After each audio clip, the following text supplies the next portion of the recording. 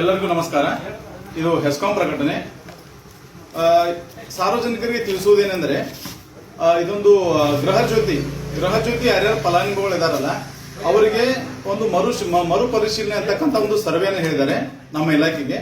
ದಯವಿಟ್ಟು ಎಲ್ಲ ವಿದ್ಯುತ್ ಗ್ರಾಹಕರಿಗೆ ತಿಳಿಸುವುದೇನಂತಂದ್ರೆ, ಈಗ ನಾ ಒಂದು ಕೆಲವೊಂದಿಷ್ಟು ಡಾಕ್ಯುಮೆಂಟ್ಸ್ ಬಗ್ಗೆ ಹೇಳ್ತೀನಿ. ಆ ಡಾಕ್ಯುಮೆಂಟ್ಸ್ ಗಳನ್ನ ನೀವು ದಯವಿಟ್ಟು ಕಲೆಕ್ಟ್ ಮಾಡಿ ಇಟ್ಕೋಬೇಕು.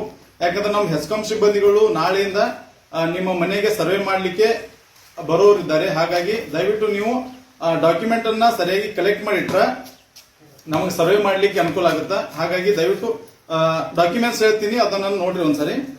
ಮೊಟ್ಟ ಮೊದಲನೇದಾಗಿ Aadhaar card, PAN card, voter card, ಆಮೇಲೆ ರೇಷನ್ ಕಾರ್ಡ್ ಹಾಗೂ ಜಾತಿ ಪ್ರಮಾಣ ಪತ್ರ, ಮತ್ತು ನೀವೇನಾದ್ರೂ ಬಾಡಿಗೆ ಮನೆಯಲ್ಲಿದ್ರ ಬಾಡಿಗೆ ಒಪ್ಪಂದ ಪತ್ರ ಹಾಗೂ ಮೊಬೈಲ್ ನಂಬರ್.